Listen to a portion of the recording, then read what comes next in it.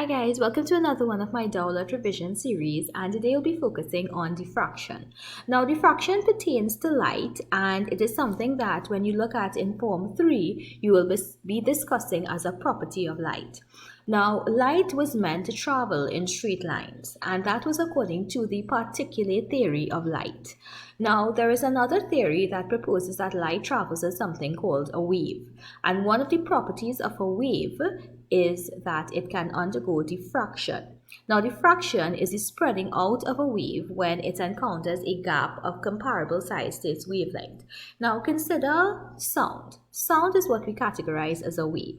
So, if you stand behind a door and you shout and the doorway is open, then the person on the other side can hear you.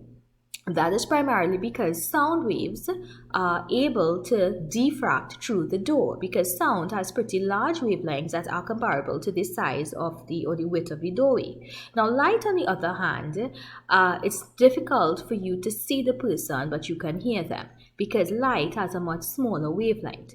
For diffraction to be discernible, the wavelength of light must be comparable to the size of the gap. And this was recreated in a lab by Young, and what he said was that if you take slits of very small spacings, because the wavelength, light has a property, because if it's considered as a wave, it has a property called a wavelength, right? And that is around 400 to 700 nanometers, which is pretty small. So if you look at the diagram here, I can represent light as a series of vertical lines. That is what you call a wavefront, and it's just another way of representing a wave. Now the spacing between the wavefronts is what I will term lambda, or a wavelength.